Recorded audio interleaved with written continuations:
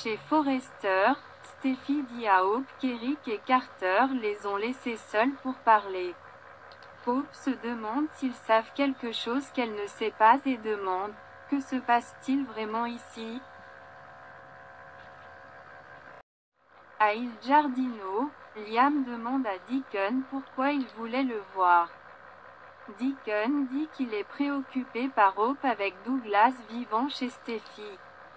Ils conviennent que l'idée de Thomas de laisser le garçon décider où vivre était stupide. Liam dit qu'il regrette d'avoir accepté.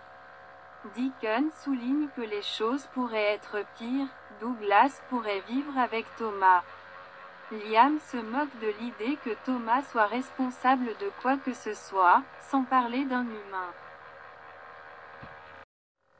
À la maison de la falaise, Thomas dit à Taylor qu'il veut être le plus possible avec son fils, il est donc heureux qu'il soit à nouveau le bienvenu. Taylor lui dit que lui et sa sœur iront bien et le remercie d'avoir suivi une thérapie pour travailler sur lui-même. Steffi n'est pas son ennemi, et il n'est pas le sien. La seule ennemie qui rôde autour de cette famille est Sheila Carter. Chez Bill, Sheila dit à Bill qu'il est calme aujourd'hui. Bill dit qu'il a beaucoup de choses en tête et s'excuse. Sheila ronronne qu'ils se sont amusés ce matin et demande s'il est prêt pour un autre tour. Bill dit qu'il a des réunions mais est content qu'elle se sente en sécurité et libre dans cet espace. Ils embrassent. « Je suis tout à toi, Sheila, » lui dit Bill, « et tu es tout à moi. » À Il Giardino, Liam dit à Deacon que Hope ressent son soutien et ajoute qu'elle est très excitée qu'il fasse décoller le restaurant. Deacon dit qu'il est juste inquiet pour elle. Liam dit qu'il l'est aussi et déplore que maintenant, au-dessus de Douglas, elle s'inquiète pour sa lignée. À la maison de la falaise, Thomas raconte à quel point c'était stupide de passer l'appel du CPS. Taylor lui dit qu'elle et Steffi ne l'abandonneront jamais. Elle reçoit un SMS et dit à Thomas que sa sœur veut les voir tous les deux chez Forrester Création. Chez Forrester, Hope essaie d'assurer à Steffi qu'ils remettront sa ligne sur les rails. Steffi lui rappelle que son grand-père et Zinde sont spécialisés dans la couture et ajoute: cela doit être leur priorité. Cela fait des mois et ils ne peuvent plus continuer comme ça. J'envisage de suspendre votre ligne. Chez Bill, Sheila se demande à quoi il pense et lui dit qu'il est difficile à lire. Bill insiste sur le fait que « ce que vous voyez est ce que vous obtenez » et lui dit qu'il sait plus donner à elle qu'à n'importe qui d'autre, y compris ses ex-femmes et ses garçons. Sheila vous en sera éternellement reconnaissante. À Il Giardino, Liam et Deacon s'installent à une table pour discuter de la ligne en difficulté de Hope. Ils ne peuvent pas comprendre quel est le problème. Bien que Liam admette qu'il fallait s'attendre à des turbulences avec le changement de concepteur. Il déclare qu'il est hors de question que Thomas revienne. Chez Forrester, Hope lance un appel désespéré à Steffi pour garder la ligne. Steffi lui rappelle que ce n'est ni personnel ni professionnel. Hope soutient qu'il ne s'agit pas seulement des vêtements. C'est le message. Steffi lui dit qu'elle maintient qu'ils devront pomper les freins à moins qu'ils ne trouvent une solution. Hope demande. Comme quoi, Steffi prend son téléphone et dit à la réception de les laisser entrer.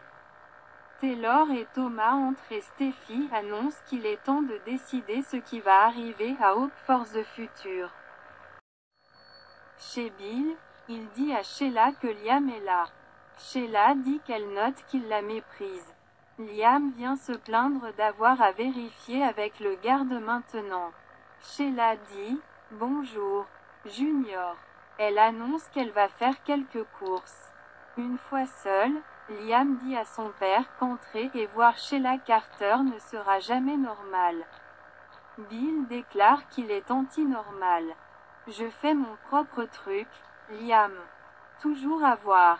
Liam dit qu'il ne sait même plus qui il regarde. Il proteste que dans ce cas son imprévisibilité n'est pas une bonne chose. Il se demande si l'opinion de l'un de ses fils compte à ce stade. Liam fulmine, « Papa, tu fais du chantage à Steffi maintenant. Nous savons tous les deux ce qu'elle représente pour toi, alors pourquoi te laisses-tu manipuler par un criminel ?»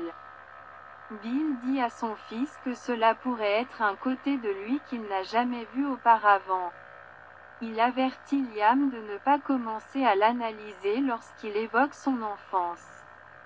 Liam ne peut pas simplement s'asseoir et ne rien faire, il a peur, pour tout le monde. Il doit y avoir un moyen de faire sortir Sheila Carter de votre vie. Chez Forrester, Steffi dit que Hope for the Future n'excelle qu'à une seule condition. Le problème n'est pas Hope, mais elle a besoin d'un génie créatif et n'en a pas. Ils ont besoin d'un designer qui sait vraiment quoi faire et qui ne peut pas être dupliqué. Elle expose l'affaire. S'ils veulent que la ligne réussisse, le concepteur principal de sa ligne doit être Thomas. Hope se tourne pour le regarder et Taylor soupire joyeusement. Dans son appartement, Deacon est assis et pense à Sheila quand elle frappe à la porte. Il pensait qu'elle lui avait dit au revoir pour toujours. Sheila dit, peut-être qu'elle ne le pensait pas.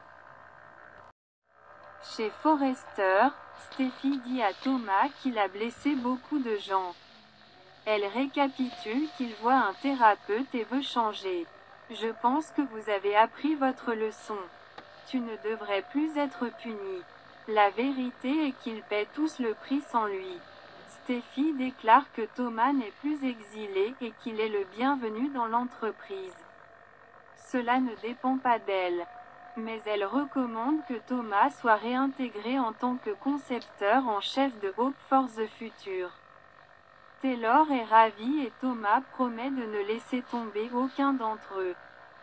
Hope est troublée par le changement de perspective de Steffi. Taylor fait savoir qu'elle est intervenue.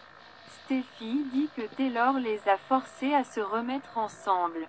Elle a dit qu'elle lui donnerait une autre chance et c'est son opportunité, si vous l'acceptez, Hope. Elle lui rappelle que Thomas est la clé pour sauver sa lignée. Que dites-vous? Autorisez-vous Thomas à retourner à Hope for the Future?